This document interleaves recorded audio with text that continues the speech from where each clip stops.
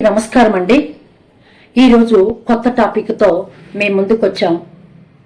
వెళ్ళిపోదామా టాపిక్లోకి?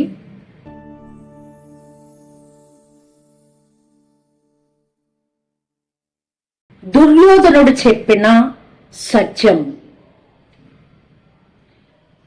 కురుక్షేత్ర రణరంగంలో అనేక బాణాలతో రక్తసిక్తమై కొన ఊపిరితో కొట్టుమిట్టాడుతున్న దుర్యోధనుడు ఎవరి కోసమో ఎదురు చూస్తున్నట్టుగా చూస్తున్నాడు.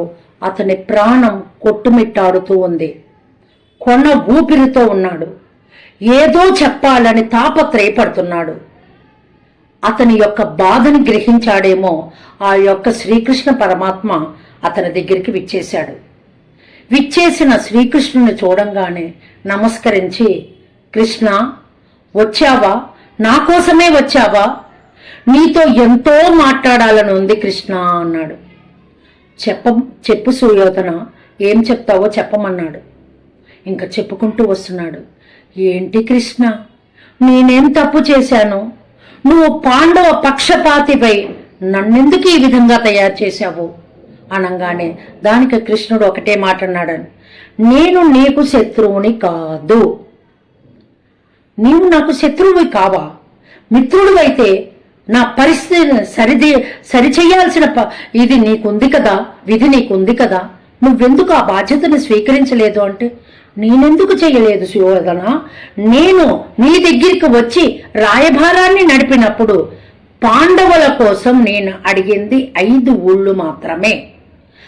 ఆనాడు నువ్వు ఒప్పుకొని ఉంటే పరిస్థితి ఇలా ఉండేది కాదు కదా, యుద్ధమే జరిగేది కాదు కదా అన్నాడు. దానికి సుయోధనుడు ఒప్పుకుంటూ, నిజమే కృష్ణ, నువ్వు చెప్పింది సత్యమే. నేను కనుక ఆనాడు 5 ఊళ్ళు ఇచ్చి ఉంటే పరిస్థితి ఇంతవరకు వచ్చేది కాదు. కానీ నా వెనకే ఉండి శకుని నడిపించటం వలన నా బుద్ధి ఈ విధంగా వెనకకి మళ్ళింది. ఇద్దాము అనుకున్న వాణ్ణి కూడా ఒప్పుకోవద్దు అని చెప్పిన శకుని మాటని విని 5 ఊళ్ళు ఇవ్వకుండా ఈ యొక్క కురుక్షేత్రానికి నేనే నాంది వేశా. నాదే తప్పు. నేను చేసే ప్రతి తప్పుకి ఇది తప్పు అని చెప్పే వాళ్లే లేకుండా పోయారే. తండ్రి కళ్ళు కనిపించవు, తల్లి కళ్ళు ఉన్నా కూడా గుడ్డిదై ఉండి కళ్ళకి గంతలు కట్టుకొని ఉంది. నా తప్పులు నా తల్లి తండ్రులే సరిచేయలేదు. తల్లి తండ్రి సరిచేయని వారి బిడ్డల పరిస్థితి ఇంతే కదా. ఇంకా పక్కనే ఉండి నన్ను నడిపించిన శకుని ప్రతిసారి ఏదో ఒక పుల్ల వేసి కొంచెం నా మనసు మారే సమయానికి పుల్ల వేసి నన్ను మార్చేసేవాడు. నేను ఆ విధంగా నా బుద్ధి కూడా అటు తిరిగేది. నేనల్లా పాండవులకి కానీ ఈ యుద్ధం జరిగి నేను చనిపోతున్నాను కానీ నాకు ఎటువంటి బాధ లేదు.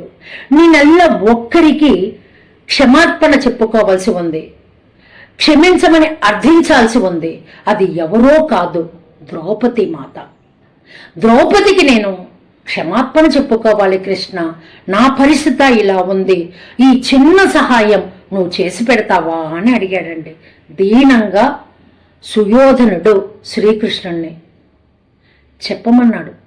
చెప్తానని ఒప్పుకున్నాడు.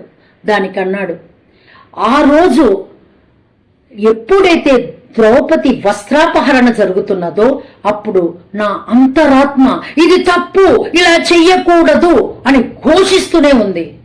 ఆ ఘోషను నేను పట్టించుకోలా, ఎందుకంటే నా అహంకారం నా కళ్ళు కప్పేసింది. నేను వద్దు అని చెప్పలేకపోయాను. ఆ విధంగా ఆ పని జరిగింది.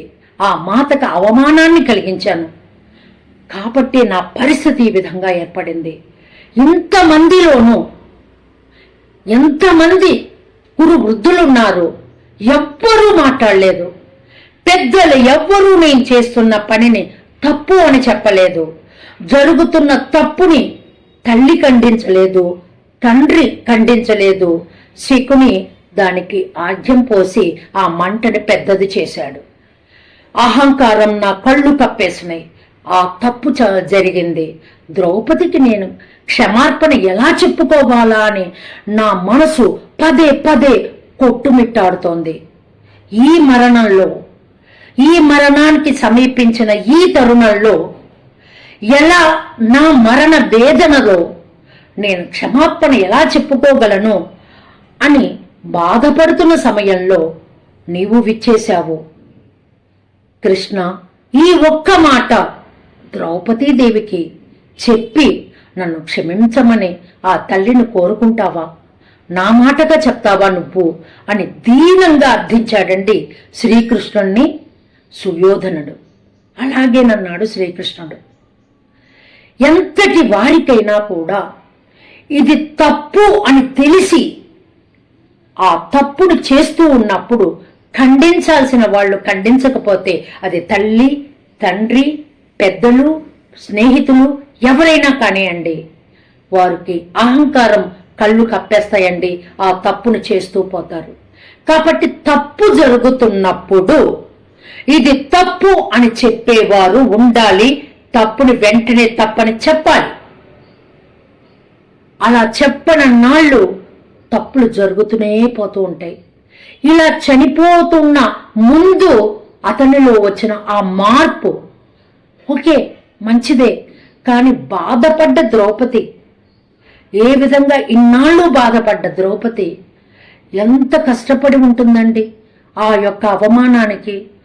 అంతమంది 5 భర్తలు ఉండి ఆమెని ఎవరూ కాపాడలేకపోయారు. అనేక మంది పెద్దవాళ్ళు, వృద్ధులు ఉన్నారు, భీష్మాచారులు, ద్రోణాచారులు, అందరూ ఎవ్వరూ ఆపలేదు. అతని యొక్క తల్లి, తండ్రి ఆపలేదు. ఆమె కృష్ణ కృష్ణ అనుకుంటూ ఆ కృష్ణుడే కదా చివరికి కాపాడింది.